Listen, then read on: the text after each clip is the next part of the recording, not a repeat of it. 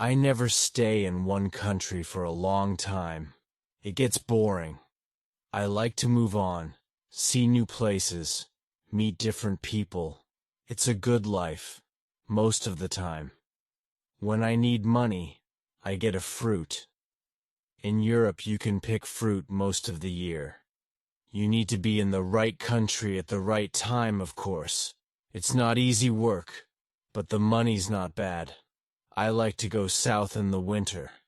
Life is easier in the sun, and Northern Europe can get very cold in the winter. Last year, 1989 it was, I was in Venice for October. I did some work in a hotel for 3 weeks, then I began slowly to move south. I always go by train when I can. I like trains. You can walk about on a train, and you meet a lot of people. I left Venice and went on to Trieste. There I got a cheap ticket for the slow train to Sofia, in Bulgaria. This train goes all down through Yugoslavia, and takes a long time, a day and a half. But that didn't matter to me. The train left Trieste at 9 o'clock on a Thursday morning. There weren't many people on it at first, but at Zagreb more people got on. 2 girls went along the corridor, past my carriage. They looked through the door, but they didn't come in. Then an old woman came in, sat down and went to sleep. The 2 girls came back along the corridor, and looked into the carriage again. The train left Zagreb and I looked out of the window for about 10 minutes. Then I went to sleep too. When I opened my eyes again, the 2 girls were in the carriage. They looked friendly, so I said, "Hello."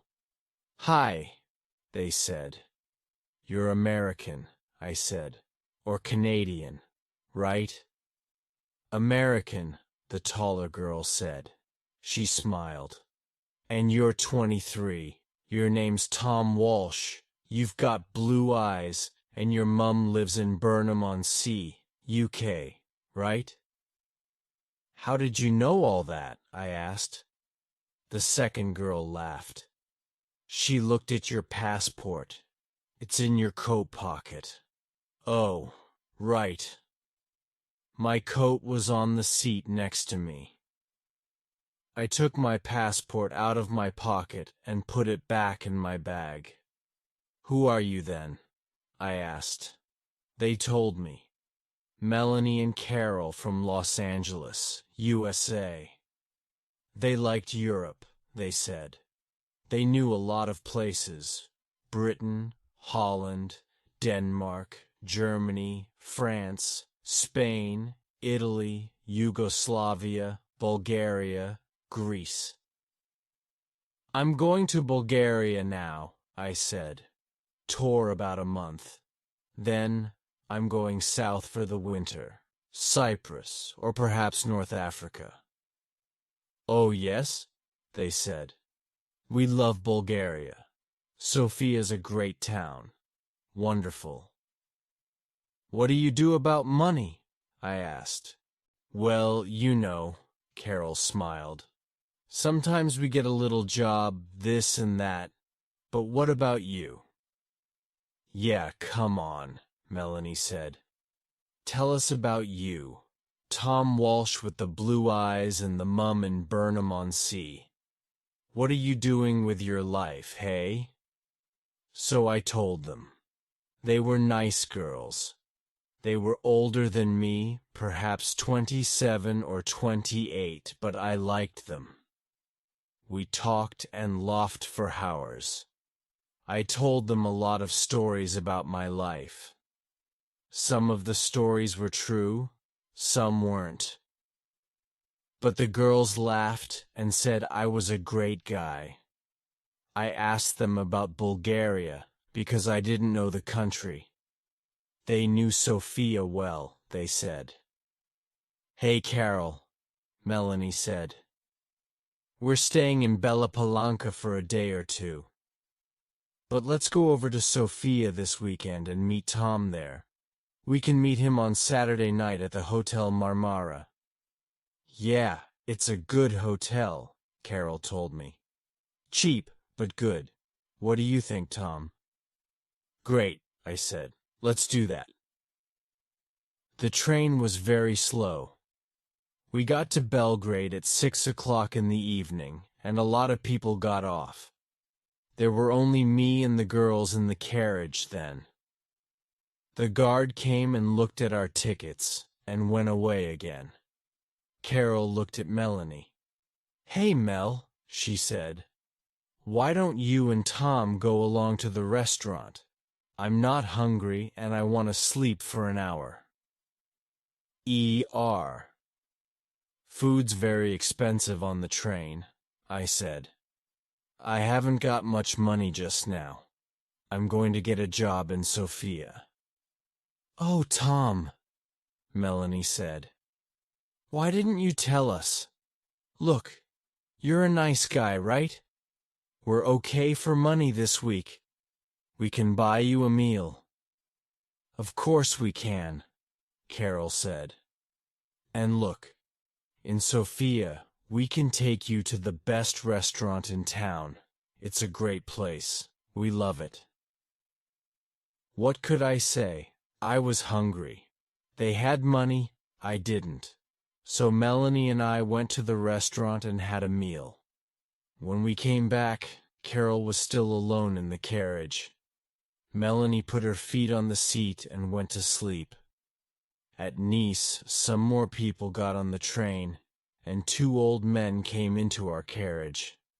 They looked at Melanie's feet on the seat and talked in loud voices. Carol laughed, and Melanie opened her eyes and sat up. Are we nearly there? She asked Carol and looked out of the window. Yeah. About half an hour, I think. Why are you getting off at Bella Palanca? I asked. What are you going to do there? Melanie smiled. Find a cheap hotel, meet people, take a look at the town, you know. Just for a day or two, Carol said, but there's nothing there. Oh well, you never know, Melanie laughed. See you in Sofia, right? On Saturday night. The Hotel Marmara, okay? 8 o'clock, Carol said. Don't forget now. Okay, great, I said. See you there. The train came into Bella Palanca and stopped. The 2 girls got off and stood on the platform. They smiled at me through the window. Saturday, 8 o'clock, Melanie shouted. Okay, I called. They couldn't hear me because of the noise in the station. They smiled again, picked up their bags, and walked away. Nice girls. I'm going to have a great time in Sofia, I thought. The train left Yugoslavia and crossed into Bulgaria at 2 o'clock in the morning. Then the train stopped at some village. I don't remember the name. I ate an apple and looked out of the window. Suddenly, there were a lot of policemen on the train. Everybody in the carriage sat up and began to talk.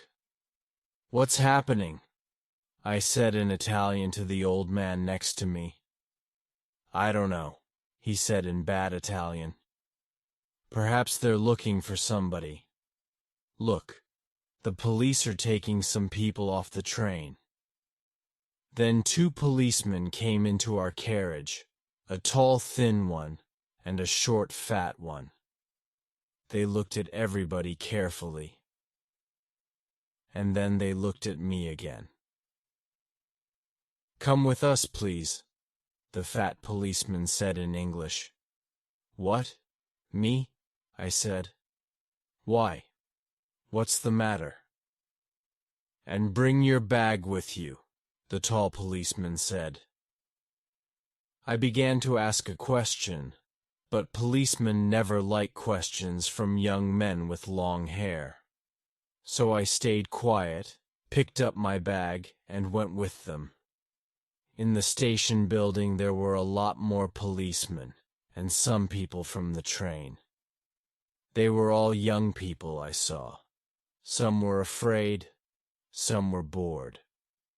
The police looked in everybody's bags, and then the people went back to the train. My two policemen took me to a table. "Your passport, please," the fat policeman said, "and open your bag." They looked at my passport and I opened my bag. There was a young policewoman with red hair at the next table. She had a nice face, so I smiled at her and she smiled back. "Ah!" the tall policeman said suddenly. All my dirty shirts and clothes were out on the table. The policeman picked up my bag and turned it over. Onto the table, out of my bag, fell packet after packet of US American dollars. Nice, new dollars. $50 notes in big packets. A lot of money. My mouth opened and stayed open. I couldn't find my voice. I was suddenly a very interesting person, and a lot of police ran up to our table and stood behind me. 50,000. 100,000. 150,000.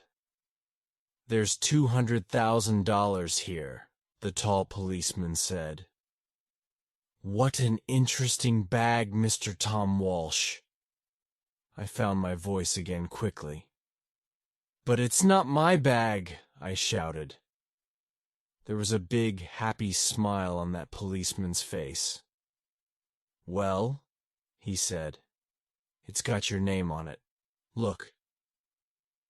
So I looked. And of course there was my name. And yes, of course, it was my bag.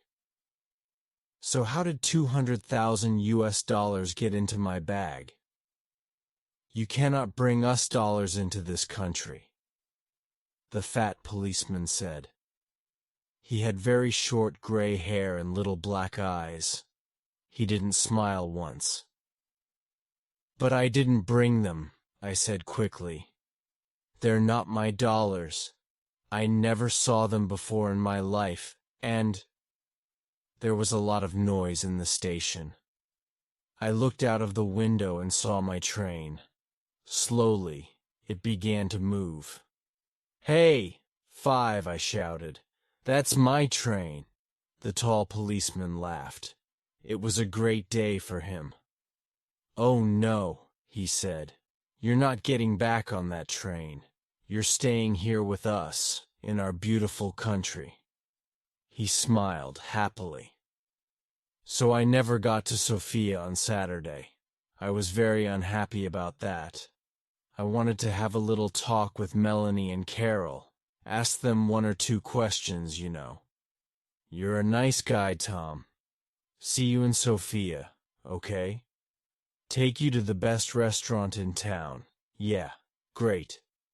And I never got down to Cyprus or North Africa that winter. Oh well, I live and learn. It's not an easy life, in prison. But it's warm in winter, and the food's not bad. And I'm meeting some interesting people. There's a man from Georgia, USSR. Boris, his name is. He comes from a place by the Black Sea. He's a great guy. When we get out of here, he and I are going down to Australia. Brisbane, perhaps, or Sydney. Get a job on a ship, start a new life. Yeah, next year's going to be okay.